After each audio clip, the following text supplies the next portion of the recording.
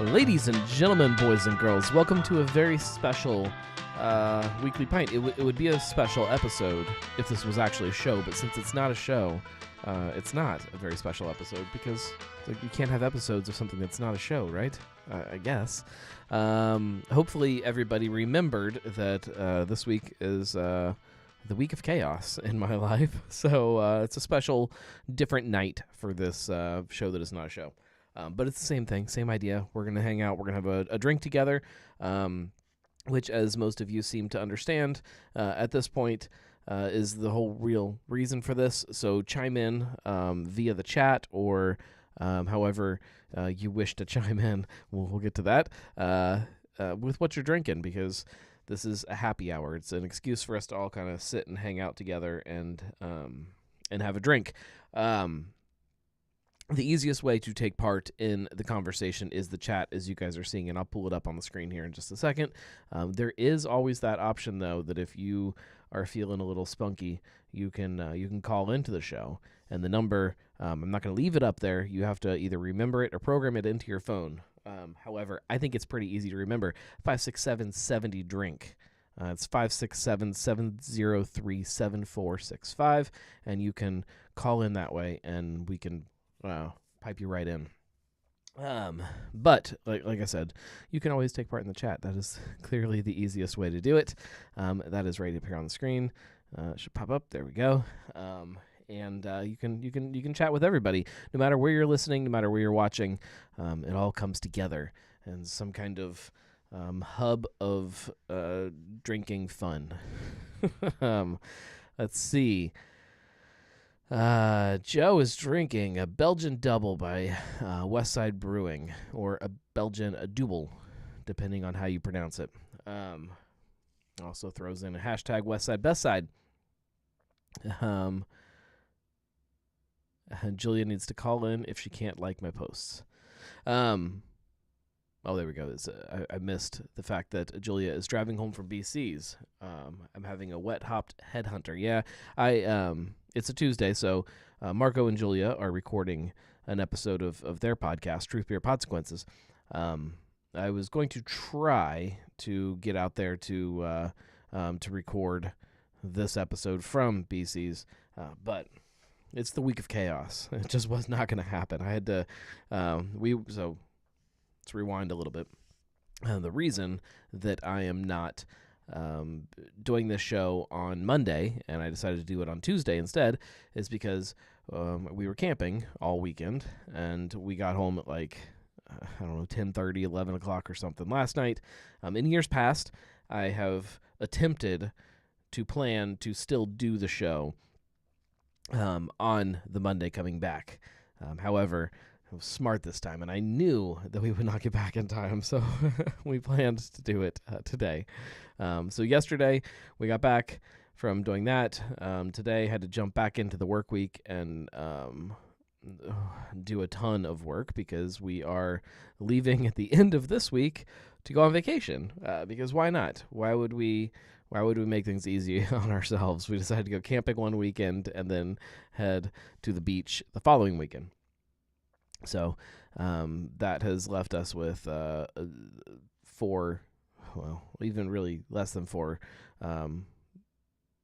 depending on what time we leave to go. But just a few days of chaos of trying to get everything unpacked and reorganized from camping in order to turn around and repack the car and plan for a week at the beach. So had to cut the grass today. So as soon as I finished from a very long, I shouldn't say it's very long because it was normal length, but a very compressed work day into trying to get the grass done. And as soon as that got done, I had to scarf down some dinner, then put the boy to bed, and come down here, and here we are. So, everybody's chiming in with what they're drinking. I need to crack open a beer. I have 2 options. I'll let you guys choose. I think it's fun to do it that way, partially because I'm indecisive, but also partially because it's fun. I'm still working through some of the West Virginia beers that we brought back. This is, I think, one of the last ones. There's probably a couple still hiding in the fridge. I'm hoping to clear out a bunch of those and take them to the beach and just pound them one day. But we have Bat Boy. I absolutely love this whole cryptid series from Greenbrier Valley. This is a black lager. Or gift from Michael Amon from Adina. This is a chocolate coconut candy stout from Untitled Art. Not that you can really see much on the artwork there, but you guys tell me what I should drink. Justin says he picks High Life as a tribute. I do not have any High Life in the house. But he wants that can. I assume the Batboy can. Joe says, ooh, Untitled Art. And Josh says, Julia would want you to have the stout. All right, we'll drink the stout then. This is, like I said, chocolate coconut candy stout. It is 8% ABV, and it doesn't really say anything on here other than that. Oh, yeah, it does. It says pastry stout with coconut and natural flavors. Okay. We'll see. Justin says gross. We will see if it's gross or if it's delicious. I am definitely typically on the fence with pastry stouts. Also, just as a heads up, I did not pull labels again this week. We are going to have a ton of labels. Oh, I can smell the coconut. Oh, this is real foamy fizz, like a big, thick, kind of big bubbles.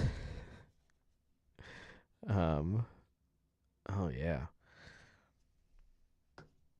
There's nothing natural about this. We are gonna have a show next week. Oh man, you can already see how you guys probably can't. It just leaves like a film on the glass of some kind of coconutty candy something. Lord. Let's see. Joe says, shout out to Caroline. She's currently in Akron on a work trip, but managed to sneak in a brewery trip to Fatheads Brewery. Then she chimes in and says, hey, just got back drinking all the Fatheads beers. And then Josh chimes in and says that Fatheads Tap Room is such a cool place. I've never been to Fatheads. That is one of those breweries that is silly that I haven't been to. But I just don't get to brewery hop as much as I want to. Though I plan on doing it next week, as much as I can down there. All right, guys, we're gonna dive into this. This looks like something. Oh yeah, you mean it's just the you can hear it fizzing. I just about talked into the beer. If you have your phone or however you are listening to the show cranked, I guess. Caroline says she's having a blast. Early birthday present to me. Work buying me 2 flights of beers. This definitely smells like a candy bar. I get a ton of coconut, some chocolate, and that's about it.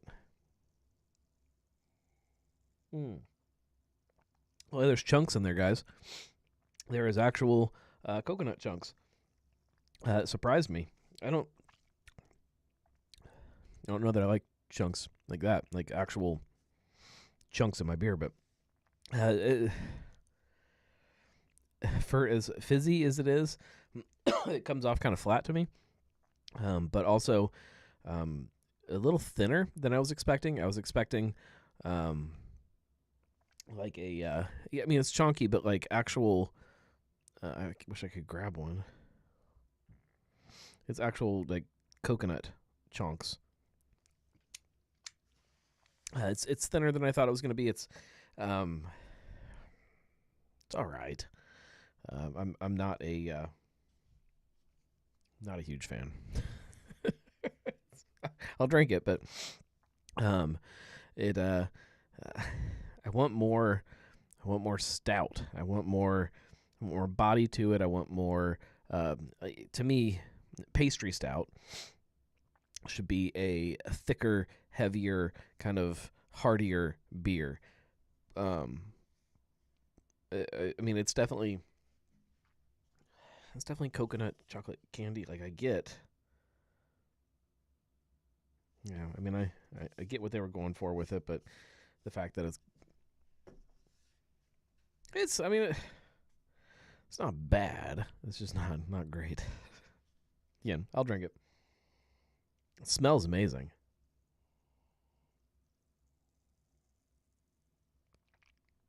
And yeah, the chunks, I can't really get past easily.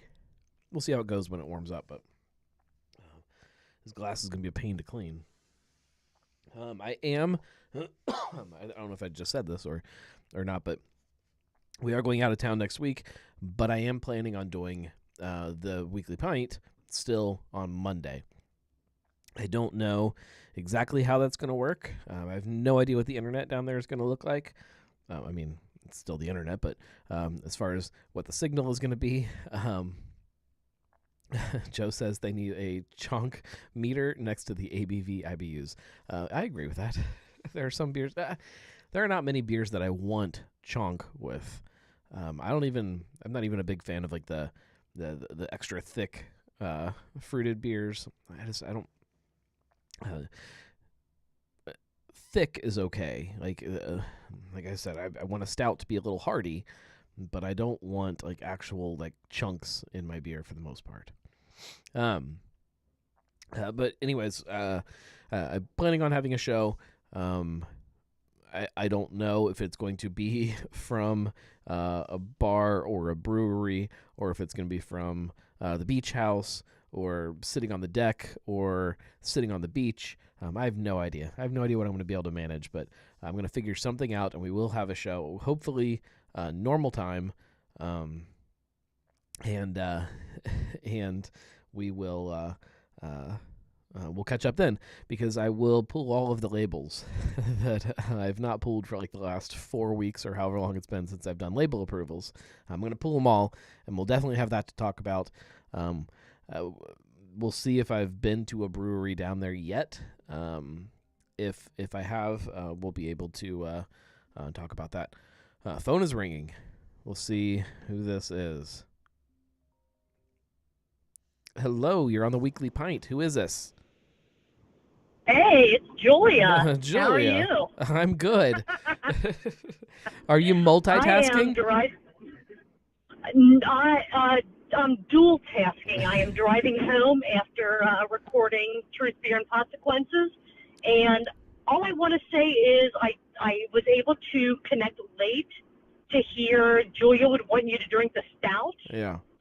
Whoever said that, I'm disappointed. I was screaming in my car, "That boy, that boy, that boy." So, Well, so I felt compelled to call in to say, not the stout. You should have had that boy. well, your Josh was the one that said that you would say the stout. Well, I'm picking up food for both of us before I get home, so I may have to change his order slightly. So we'll see about that. We'll see about that. But yeah, we just got done recording with Michael from Medina, and you cracked open a beer that he gave you, so I felt it was proper to call in for the first time. Oh, that's funny. Perfect timing. Well, if he happens to be tuning into this, it's not that the beer is not good. I just don't love it. Well, It's not the best. right. There are plenty of other great options for people to choose from.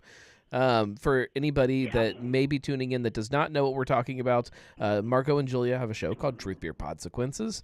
You can find it on all of your favorite podcast platforms, and they talk about all of the Cincinnati beer podcasts.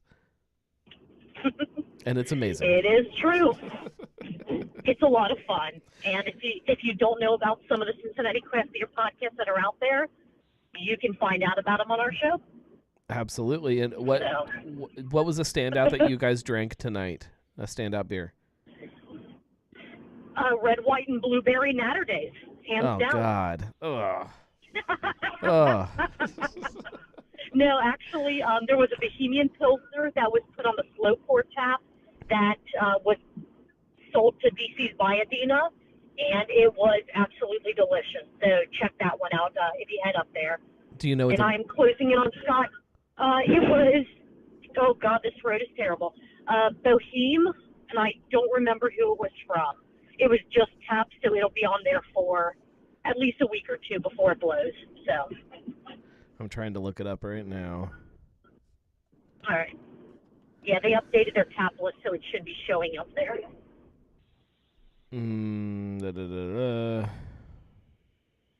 It'll be tap 26, whatever the very last tap on. Yeah, I was trying to be smart and just Google it, but that didn't work out good.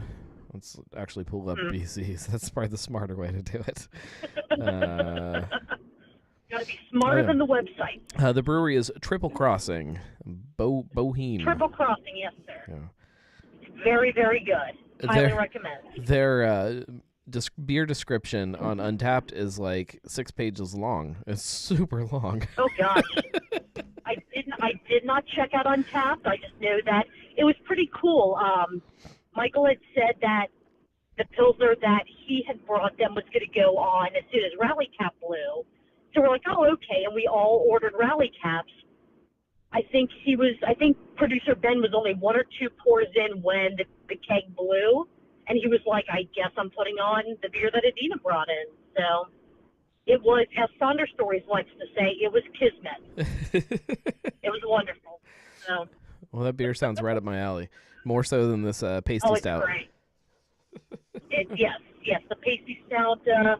It sounds good in description. I'm sorry that it wasn't as good in the glass. It happens. That's half the fun sometimes. Yeah. That's okay. We'll all right, I'm closing in on Skyline, so I'm going to let you go and get back to talking to everyone else. And if I'm home before you wrap up, I will join in on the chat.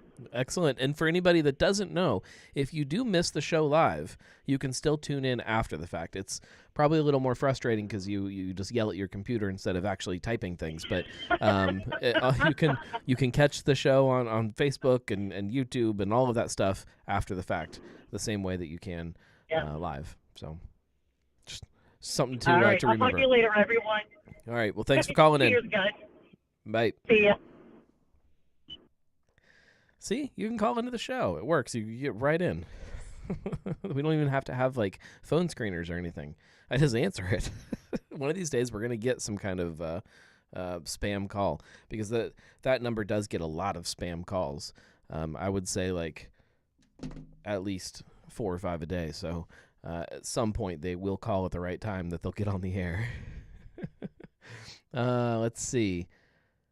Caroline says, gotta love those West Side roads. Our Wendy's are open later, so it's okay. Trying to find restaurants that are open late is a task anymore. Even like, Wendy's is an easy one to say, oh no, they probably won't be open. But you can't even get like White Castle late half the time. Taco Bell closes like way earlier than it should. Let's see. Caroline says, so it's like a podcast then. Definitely not a show though, says Josh. Yeah, it's kind of like a podcast, but if you want to get really nerdy about what makes a podcast, it's that RSS feed. So you have to be able to subscribe to the show wherever you want to subscribe to the show. The feed exists, and then you pull it into your thing. That's what makes a podcast. I also think a podcast has to be just audio. I think video podcast is a strange term. It's an oxymoron. Video is not a podcast. You can publish videos that you recorded while you were making your podcast, but it does not. It's not a video is not a podcast. In my opinion. But it is similar to that idea where you can watch it later. But the idea of the show, and I do want to make that clear, that the idea is not to watch it afterwards. This is not, the content that we're talking about here is nothing groundbreaking. It's not something that you're going to want to sit and engage with afterwards. The whole point is for us to hang out together and have a beer together and just talk about stuff. It's a happy hour. It's not a show. It's us sitting around a big giant round table with a bunch of beers together. We're just separate. We're together apart. I really want to drink this bad boy. Let me grab a glass. I think I have glasses here.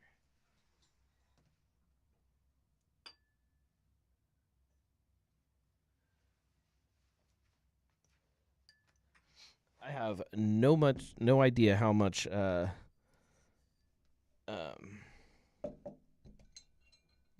dust is going to be all over this glass, though. Just a heads up.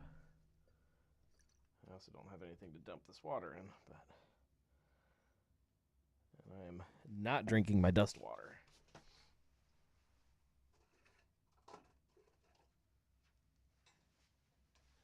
Although dust water might be a good name for a beer.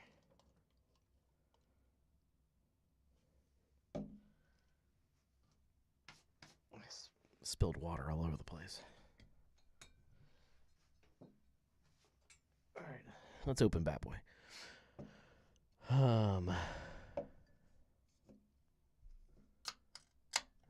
Tim says, I can totally hear the Shift Beers guy saying, fucking nerds.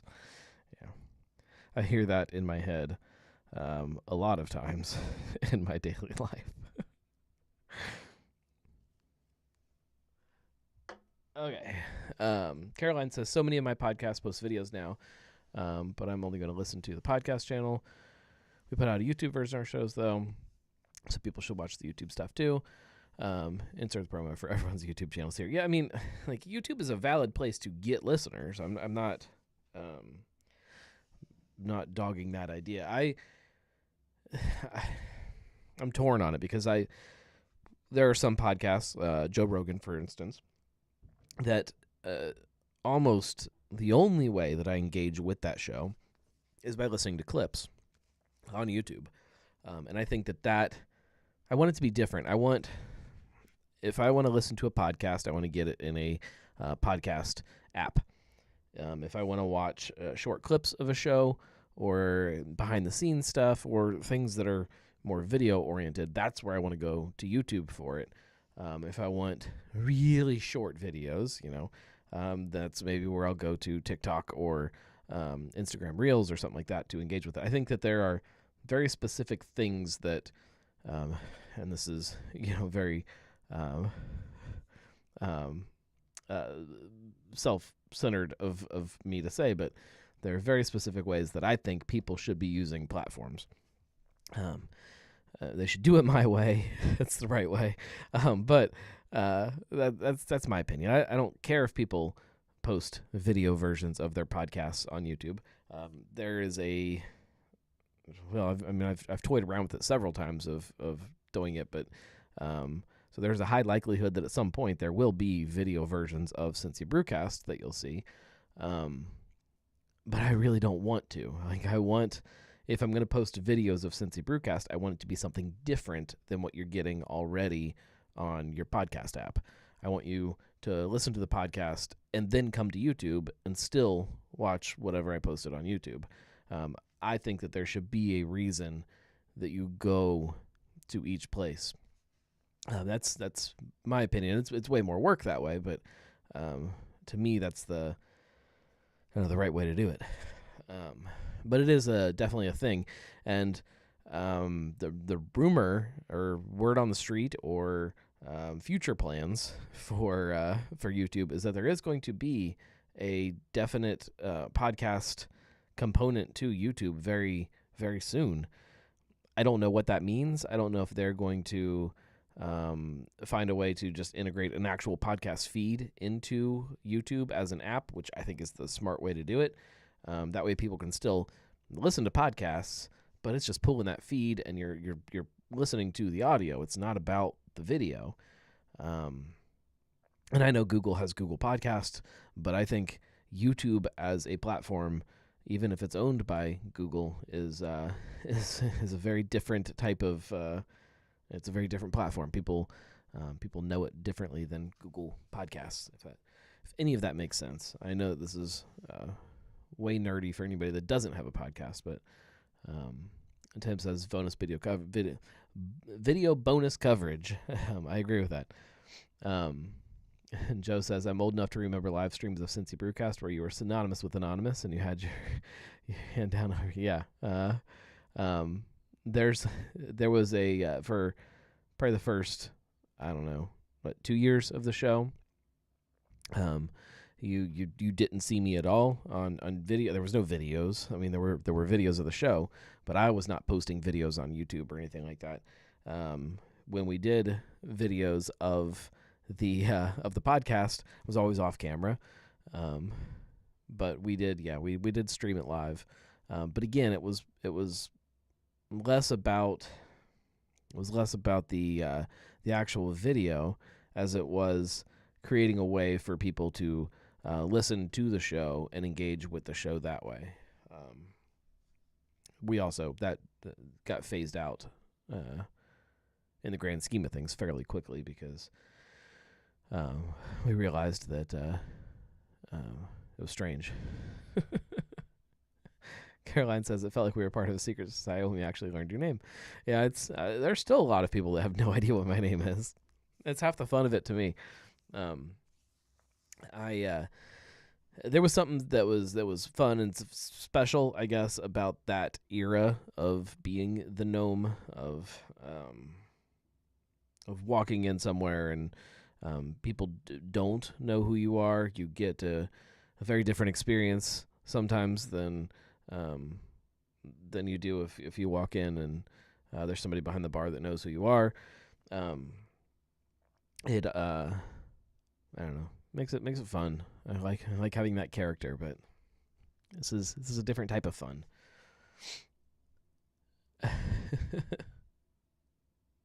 Caroline says it's totally George. And Tim says, until the guys from Saunders say your name 5 times in one podcast. Yeah. There were times that was also part of the fun too in those early days. Like there were definitely shows where people said my name on accident, and we either kind of just moved past it really quickly, or there might have even been times where we edited it out just to keep up the fun. Anymore, there is I don't even half the time I don't even make a joke about it when people do say it because it's out there. you can't stop it at a certain point. But yes, it is George. I'm going to drink this beer that I opened and haven't had a sip of. So this is Bat Boy. This is a dark lager from Greenbrier Valley. And this one says a whole bunch on the can as opposed to the other one. I don't know how many of you are old enough to remember Bat Boy and the tabloid magazines. There were these little black and white kind of newspapery magazines that sat at the checkout when you were at the grocery store. And one of the big stories that was kind of repeating over the years was this discovery of Bat Boy. The top of this says he was last sighted near Lost World Caverns. Then the top of the can says his giant eyes see in the dark and his ears are better than radar, says scientist. I have to turn so I can read this with the light. Let's see. Deep within the caverns beneath Greenbrier Valley Brewing, out of this vast blackness comes a Bat Boy. His rise to infamy began on the cover of Weekly World News in 1992. He's eluded capture ever since. But Bat Boy Black Lager is a tribute to him and to the blackness from which he came. An ancient beer style from the 6th century. It's black in appearance, but light in taste. Yeah, so they have this whole series. I don't know if I've tried any of them on the show or this with a weekly pint. Um, since I have to have had some of them, but they have this whole series of cryptids. So there's Mothman is probably their most famous one, which is a black IPA. They have Bat Boy. They have one that's called Braxy, which is some kind of alien guy or something. There's like 5 or 6 of them. I don't know. And they, some of them are really, really delicious, and some of them are just kind of okay. This is one of the ones that I really enjoy. So, cheers.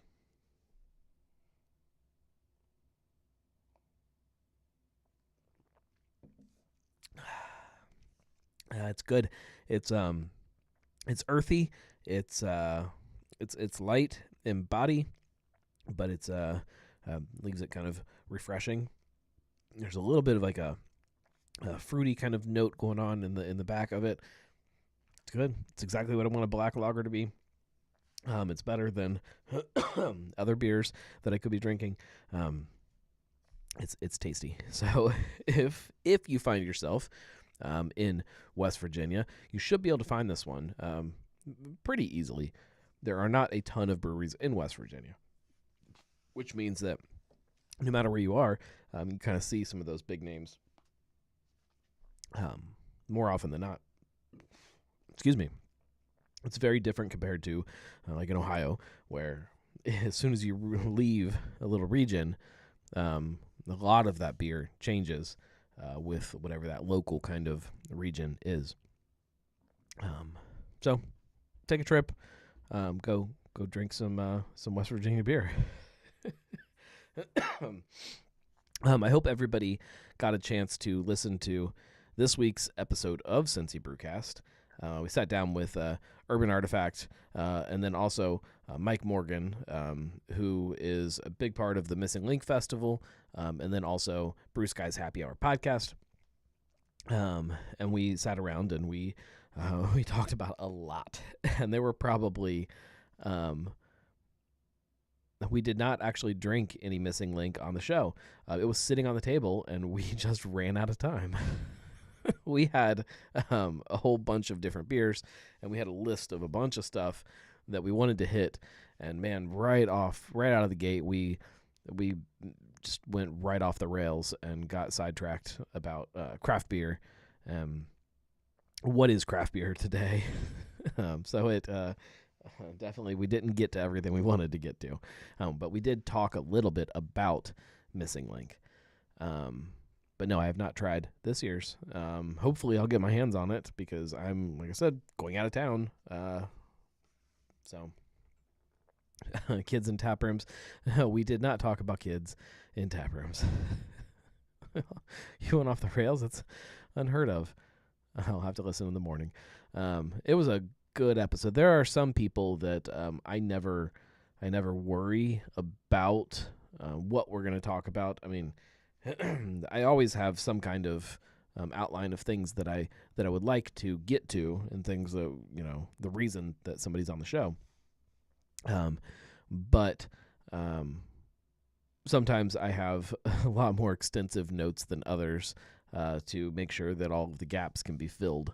The point of all of this being that Brett from Urban is one of those people that I never worry about filling any time with. It becomes the opposite problem of trying to compress it in to an hour. That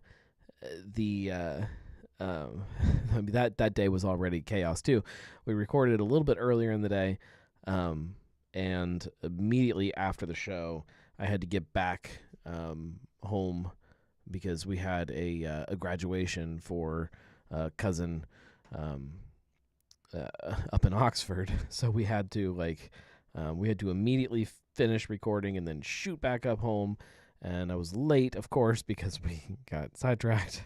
And it was chaos. I live in this perpetual state of chaos. But speaking of going off the rails, because we had that graduation in Oxford, I did get to go to my favorite bar restaurant, I think, in the area. Well, I shouldn't say my favorite, one of my favorites, which is Steinkeller up in Oxford. And actually, I have a video that I need to edit about that a little bit. So stay tuned for that. Hopefully, I'll have that before the weekend. Caroline says Midwestern goodbyes ruin hundreds of plans every day. Also, like beers. As soon as you sit around with a couple beers, it's easy to want to crack open more beers, and especially you're at a place like Urban Artifact. It's very easy to do. We didn't get to try this year's Missing Link, but we did get to dive into their new nitro beers. So they're going to do a line of fruit tarts that are nitro fruit tarts, peaches and cream being the first one. And he did send me home with some of that. So I'm going to do something with that too. A little bit of video content there. So stay tuned for that. I'm letting them sit for a little bit. They were pretty freshly canned. So I'm waiting for the nitro to kind of dissolve in the beer a little bit better. Maybe I'll do that when I'm down at the beach. Maybe I'll make a video from the beach about nitro fruit tarts. I don't have a release date or anything for you, so it should be soon though. I mean, it's in cans. They're just letting it sit and kind of dissolve a little bit. It's the easiest way to put it. But man, they were good. It's funny how much that carbonation lends itself to the tartness of a beer. These didn't come off as tart as I know they are because of that creamy kind of nitro thing. So they're definitely worth a try. I really, really want a strawberries and cream nitro fruit tart. That's all that I need in my life right now. We did also, because of the nitro fruit tarts, it kind of started us on this conversation of who Urban Artifact is and the beers that they're making, and this idea of fruit tarts and what is a fruit tart. And we got into this really, really cool conversation about how, as a brewery, they've kind of hit this point where they almost don't see what they're making as beer anymore. That not only have they kind of defined this style, they've almost defined a category for themselves and want to just live in this category of what they make is fruit tarts. And it's all kinds of different fruit tarts, but it's not fruited sour beer doesn't really kind of represent who they are anymore. It's something else. So I think that is a really, really, really interesting conversation that can play to a lot of things. Pastry stouts as a great example of it. This beer world that we live in is not the same thing as it was when beers like this were being invented, if you call it inventing. There is a huge difference between something like Bat Boy and something like this chocolate coconut candy stout. They're two vastly different products, and I like that Urban Artifact is starting to hit this point where they are comfortable with the fact that they are saying we are different and we're okay with being different. I don't know what that means for the bigger picture of craft beer today or craft beer of tomorrow, but it does mean something, and it's going to be interesting to see where it all goes. That's all I have to say about that. We will start wrapping things up. Like I said, we will have a show next week, a normal day, so Monday. Back to Monday, about 9 p.m. And I say about because, again, I have no idea what my day is going to look like. I have no idea where I'm going to be. I don't know how any of that's going to work. But I will be broadcasting from vacation, so we'll figure that out. I will also, while I'm down there, be recording some video stuff. I will be recording some audio stuff for Drinking with the Gnome.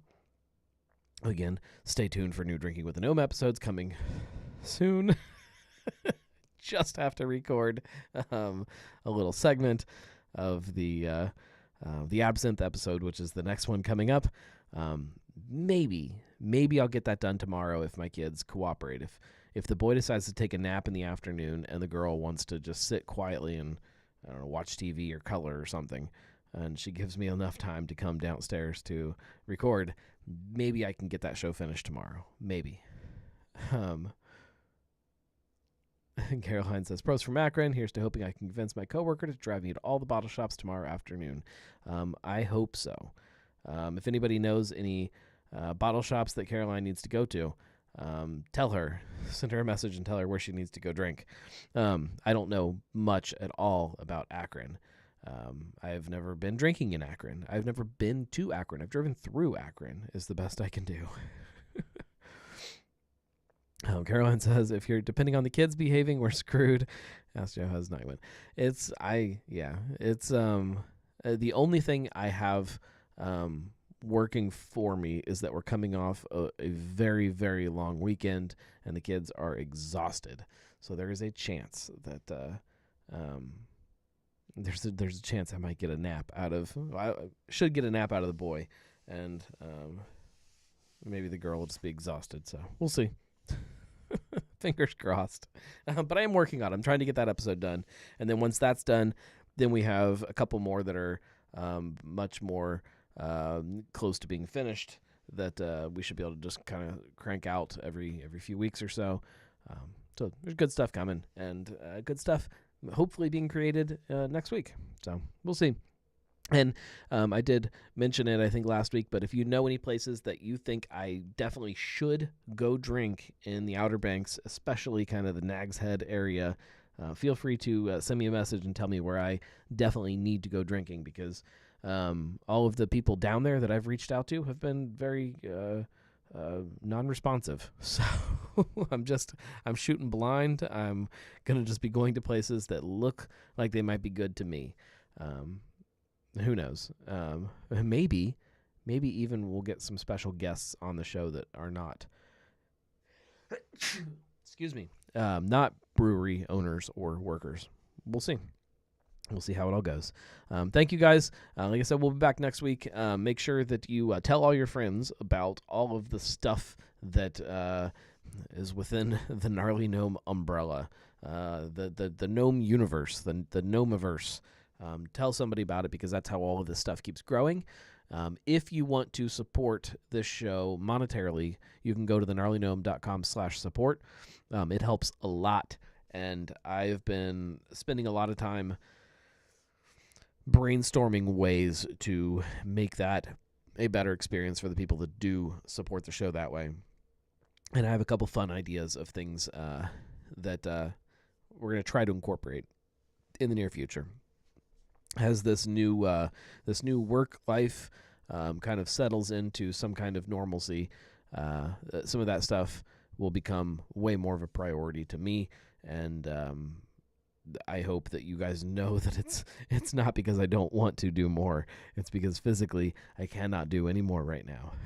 But my kids are getting older. They will get easier at some point, and then the schedule does get a little easier. So we'll see. Fingers crossed. I appreciate you guys a lot for the patience and the support through all of this. It means the world to me, and none of this would exist without you guys. So thank you very much, and have a good one, guys. Have a good Tuesday. It's Tuesday, right? It's weird. All day yesterday I felt like it was Sunday. All day today I felt like it was Monday. I just can't figure it all out. So I guess first world problems. Thank you guys. See you next week from the ocean.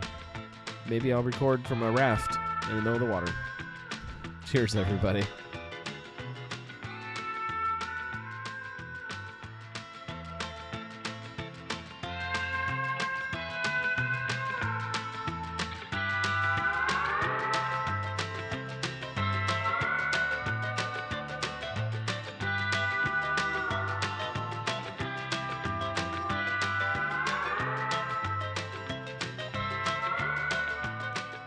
If I record the show from a raft next week, would that be the first not show happy hour done from a raft? I think it might be. I don't think anybody's ever done a show that is not a show that is actually a happy hour from a raft. I'm going to go Google that.